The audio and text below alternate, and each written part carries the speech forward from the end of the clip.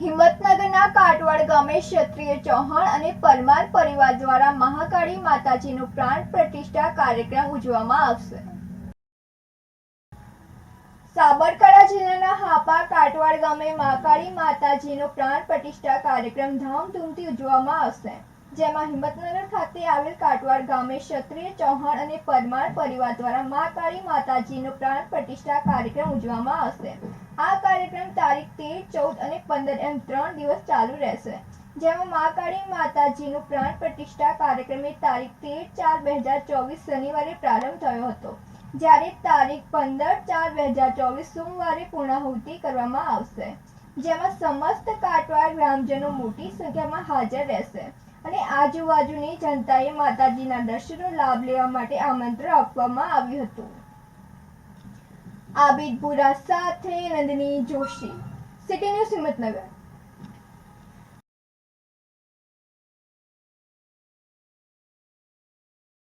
Himmatnagar A division police station વિસ્તારમાંથી ભારતીય બનાવટનો દારૂ મળી આવ્યો હતો।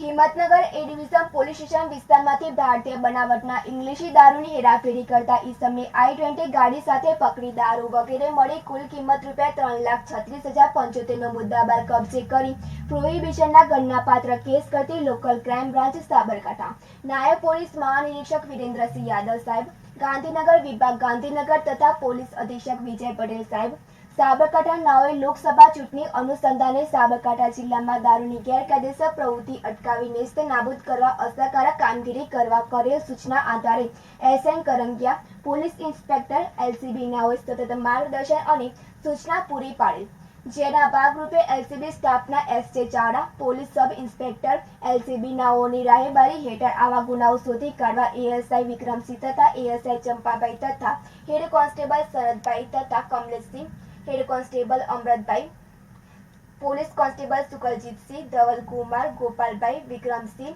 પ્રવીણસિંહ તથા police constable Prakashkumar, Vijaykumar, Aniruddhsinh, ASI Sachinkumar, police constable Indrasinh તથા સ્ટાફના માણસોની ટીમ બનાવેલ। ઉપરોક્ત ટીમના માણસો આજરોજ તારીખ 12/4/2024ના Himmatnagar A division police station વિસ્તારમાં પેટ્રોલિંગમાં હતા। તે દરમિયાન પોલીસ કોન્સ્ટેબલ અનિરુદ્ધસિંહ તથા પોલીસ કોન્સ્ટેબલ પ્રકાશભાઈ નાઓને સંયુક્ત બાતમી હકીકત મળેલ કે હિંમતનગર જૂની જિલ્લા પંચાયત રેલવે અંડરબ્રિજ નીચે એક સફેદ કલરની નંબર વગરની I-20 મેઘના ગાડી લઈ એક ઈસમ ઊભો છે, જેમાં ભારતીય બનાવટનો વિદેશી દારૂ ભરેલ છે।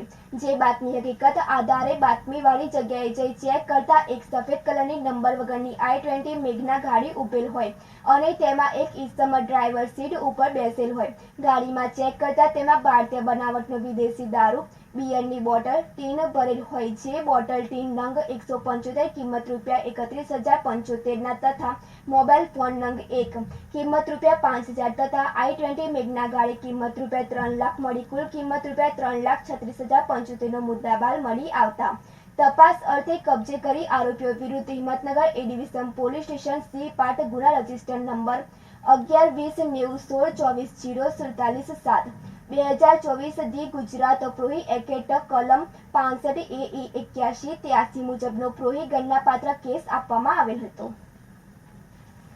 આબિદ પુરા સાથે તનિષા પરમાર, સિટી ન્યૂઝ હિંમતનગર। લોકસભા 2024ની ચૂંટણીનું જાહેરનામું પ્રસિદ્ધ થયા બાદ ભારતીય જનતા પાર્ટી દ્વારા રાજકોટ બેઠક પર કેન્દ્રીય મંત્રી પુરુષોત્તમ રૂપાલાનો ઉમેદવાર તરીકે જાહેર કરવામાં આવ્યા હતા, ત્યારે પુરુષોત્તમ રૂપાલા દ્વારા એક જાહેર કાર્યક્રમમાં ક્ષત્રિય સમાજ વિરુદ્ધ ટિપ્પણી કરતા સમગ્ર ગુજરાતના ક્ષત્રિયોમાં રોષ વ્યાપ્યો છે। ત્યારે આજે સાબરકાંઠા જિલ્લામાં ક્ષત્રિય અસ્મિતા સંમેલન યોજાયું હતું, જેમાં મોટી સંખ્યામાં સાબરકાંઠા અને અરવલ્લી જિલ્લાના ક્ષત્રિય સમાજના લોકો હાજર રહ્યા હતા। લોકસભા ચૂંટણીનું જાહેરનામું પ્રસિદ્ધ થયા બાદ ભારતીય જનતા પાર્ટી દ્વારા રાજકોટ લોકસભા બેઠક કેન્દ્રીય મંત્રી પુરુષોત્તમ રૂપાલાને ઉમેદવાર તરીકે જાહેર કરવામાં આવ્યા હતા। ત્યારબાદ તેઓને ચૂંટણી પ્રચાર શરૂ કરી દેવામાં આવ્યો હતો, પરંતુ એક જાહેર સભા દરમિયાન પુરુષોત્તમ રૂપાલા દ્વારા ક્ષત્રિય સમાજ વિરુદ્ધ ટિપ્પણી કરતા ક્ષત્રિય સમાજમાં નારાજગી વ્યાપી હતી અને ધીરે ધીરે સમગ્ર ગુજરાતના ક્ષત્રિયો પુરુષોત્તમ રૂપાલાની ઉમેદવારી પરત ખેંચવા માટે વિરોધ દર્શાવી રહ્યા હતા। આ વિરોધ દિવસને દિવસે વધતો રહ્યો અને ગામડે ગામડે સુધી પહોંચ્યો હતો અને ક્ષત્રિય સમાજ દ્વારા પરસોત્તમ રૂપાલાની ઉમેદવારી પરત લેવા માટેની માંગ બુલંદ બની હતી. જો કે ભારતીય જનતા પાર્ટી દ્વારા પરસોત્તમ રૂપાલાની ઉમેદવારી પરત ન લેવા અસ્મિતા સંમેલનો યોજાઈ રહ્યા છે. ત્યારે આજે હિંમતનગર ખાતે ખાનગી પાર્ટી પ્લોટમાં સાબરકાંઠા અને અરવલ્લી જિલ્લાના ક્ષત્રિય સમાજનું ક્ષત્રિય અસ્મિતા સંમેલન યોજાયું હતું. જેમાં મોટી સંખ્યામાં સાબરકાંઠા અને અરવલ્લી જિલ્લાના ક્ષત્રિય સમાજના લોકો અને મહિલાઓ ઉપસ્થિત રહ્યા હતા. જો કે અત્યારે પણ ક્ષત્રિય સમાજ દ્વારા પુરુષોત્તમ રૂપાલાની ઉમેદવારી પરત લેવા માટેની માંગ કરી રહી છે. જો કે આગામી સમયમાં ઉમેદવારી પત્ર નહીં કરવામાં આવે તો ઉગ્ર આંદોલન કરવાની પણ ક્ષત્રિય સમાજ દ્વારા ચીમકી ઉચ્ચારવામાં આવી છે. આજે હું હિંમતનગરમાં છું. આપ મીડિયા મિત્રોનું હું સ્વાગત કરું છું. આપ જોઈ રહ્યા છો કે આ હિંમતનગરને ગ્રાઉન્ડની અંદર 25,000 કરતાં પણ વધુ સંખ્યામાં ક્ષત્રિય ભાઈઓ બહેનો માતાઓ ઉપસ્થિત છે. મૂળ અમારી વાત એ જ છે કે પુરુષોત્તમ રૂપાલાએ જે વિવાદિત નિવેદન આપ્યું છે એનો આક્રોશ એ સમગ્ર ગુજરાત નહીં, હવે તો ગુજરાતની સરહદો અંગોળી અને રાજસ્થાન, મધ્યપ્રદેશ, કર્ણાટક, ઉત્તર પ્રદેશ, હરિયાણા ત્યાં સુધી પહોંચ્યું છે. એટલે અમે તો હજુ પણ આ અમારો ભાગ 1 છે, પાર્ટ 1, કે જ્યાં સુધી એ ફોર્મ ના ભરે ત્યાં સુધી દરેક જિલ્લાઓમાં સંમેલનો કરવો. તો અત્યાર સુધી અમે ભાવનગર, જામનગર, રાજકોટ, સુરેન્દ્રનગર, ધંધુકા, પાટણ અને આજે અમે સાબરકાંઠા અરવલ્લીના સંમેલનમાં મોટી સંખ્યામાં ઉપસ્થિત રહી અને અમે આજે સમાજનો સહયોગ પ્રાપ્ત કર્યો છે. સમાજ જાગી ગયો છે, આપને દેખાય છે. આ આંદોલન એ જન આંદોલન બની રહ્યું છે. અત્યારે હું 3.5 કલાકે ભરૂચ જઈ રહ્યો છું. ત્યાં પણ વિશાળ સંખ્યામાં નર્મદા અને ભરૂચ જિલ્લાના ક્ષત્રિય સમાજના આગેવાનો, બહેનો, વડીલો ઉભા રહેવાના છે. હવે કોઈ પણ કાળે પુરુષોત્તમ રૂપાલાની ઉમેદવારી રદ સિવાય કોઈ પણ ચર્ચા વિચારણા અમે કરવાના નથી. આપને પણ ખબર છે કે આ તારીખ 14/4/2024ને 4 વાગે રાજકોટથી આગળ રતનપર ગામ, તાલુકો રાજકોટ, જિલ્લો રાજકોટ ખાતે અસ્મિતાનું મહાસંમેલન એ યોજાવા જઈ રહ્યું છે.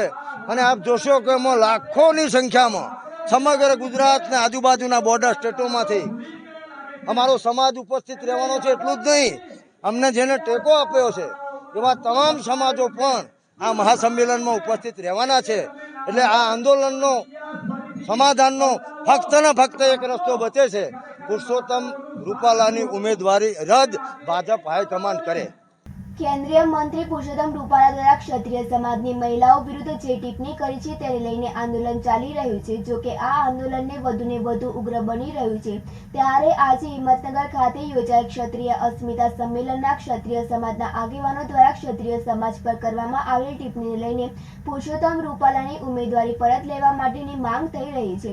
જો કે આવતીકાલે રાજકોટ ખાતે ગુજરાતના ક્ષત્રિય સમાજના લોકો સંમેલનમાં હાજરી આપવાના છે, જેમાં સાબરકાંઠા અને અરવલ્લી જિલ્લાના ક્ષત્રિય સમાજના લોકો મોટી સંખ્યામાં રાજકોટ ખાતે પહોંચ્યું અને તે માટેનું આહવાન પણ ક્ષત્રિય સમાજના આગેવાનો દ્વારા કરવામાં આવ્યું છે. જો કે એટલું જ નહીં પરંતુ ક્ષત્રિય સમાજના કોર કમિટીના પ્રવક્તા કિરણસિંહ એક એવું પણ જાહેર કર્યું હતું કે આપના બાપ દાદાઓ દ્વારા 576નું રજવાડુઓ લોકશાહી માટે પક્ષી દેવામાં આવ્યા હતા. એ જ સમાજ વિરુદ્ધ ટિપ્પણી કરવામાં આવી છે. ત્યારે રૂપાલાજી પોતાની એક ઉમેદવારી છોડવા તૈયાર નથી. ત્યારે ક્ષત્રિય સમાજે હજુ વધુ ઉગ્ર થવાની જરૂર છે તેવું પણ આહવાન કરવામાં આવ્યું છે. અને આવતીકાલના રાજકોટ ખાતેના મહાસંમેલનમાં સાબરકાંઠાની અરવલ્લી જિલ્લાનામાંથી મોટી સંખ્યામાં લોકો હાજર રહે તેવું પણ આહવાન કરવામાં આવ્યું હતું. સાબરકાંઠા અને અરવલ્લી જિલ્લાના ક્ષત્રિય સમાજના લોકો દ્વારા આજે યોજાયેલ ક્ષત્રિય અસ્મિતા સંમેલન અરવલ્લી જિલ્લાના મોટી સંખ્યાના ક્ષત્રિય સમાજના આગેવાનો અને લોકો તેમજ મહિલાઓ ઉપસ્થિત રહી હતી. તેમાં ક્ષત્રિય સમાજની એક જ માંગ જોવા મળી રહી છે કે રાજકોટ બેઠક પરના ભારતીય જનતા પાર્ટીના ઉમેદવાર પુરુષોત્તમ રૂપાલાની ઉમેદવારી પરત ખેંચવામાં આવે. સાથે જ ઉમેદવારી પરત ખેંચવામાં અને જો એમ નહીં થાય તો આગામી દિવસોમાં ઉગ્ર આંદોલન કરવાની પણ ચીમકી ઉચ્ચારવામાં આવી છે. સુરેશ થોરી સાથે તનિષા પરમાર, સિટી ન્યૂઝ, હિંમતનગર.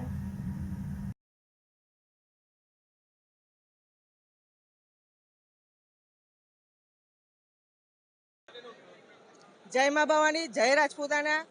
અમે ક્ષત્રિય સમાજમાં રૂપાલાબાઈએ જે અમારા સમાજ વિશે જે ખરાબ શબ્દો વાપર્યા છે, એ એક બીજેપીના રાજકીય નેતા થઈને આટલી મોટી સંખ્યામાં રાજપૂતો વિશે ખરાબ બોલે એ અમારાથી સહન નહીં થાય.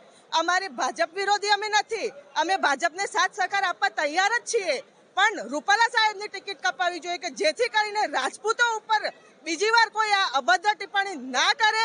આજે રાજપૂત સમાજે હિન્દુત્વ માટે અત્યાર સુધી માથા આપી દીધા છે, ઘણું બધું કાર્ય કર્યું છે, તેથી આજે હિન્દુત્વ જળવાઈ રહ્યું છે. બાકી અમે ભાજપ વિરોધી નથી. અમારા સમાજની અંદર કેટલાય લોકો એવા છે કે જે ભાજપમાં જોડાયેલા છે અને અમે પણ જોડાવા માંગીએ છીએ. મોદી સાહેબને અમારી એક જ વિનંતી છે કે રૂપાલાબાઈની ટિકિટ કાપવી જોઈએ કે જેથી કરીને કાલે ઉઠીને કોઈ બીજી વ્યક્તિ અમારા સમાજ માટે આ ટિપ્પણી ના કરી જાય. મહિલાઓ આજે નેતા તરીકે થઈને નારી સન્માન કરવું જોઈએ, તો એમને આવી અભદ્ર ટિપ્પણી ના થાય એમનાથી. તો નારી સન્માનને એમને ઠેસ પહોંચાડી છે. દરેક ક્ષત્રિયણી આ યુદ્ધમાં રાજકોટ પણ જશે અને સમર્થન પણ આપશે. મોદી સાહેબને વિનંતી છે કે અમારી માંગને પૂરી કરો. અમે તમારા વિરોધી નથી, અમે તમને સાથ સહકાર આપીશું. તમે વિકાસ કર્યો છે એ અમને ખબર છે. જય મા ભવાની. મોદી સરકાર સુધી આટલી વિનંતી છે કે ક્ષત્રિયોની અને આજે સાંભળે અને રાજપૂતોએ અત્યાર સુધી માથા દઈ દીધા છે, તો એમના માટે અમને સાથ સહકાર આપે. અમે એમને સાથ સહકાર આપીશું. રૂપાલા સાહેબની ટિકિટ રદ થવી જોઈએ, એક જ માંગ છે અને એ જ માંગ સાથે અમે આંદોલન ચાલુ રાખીશું.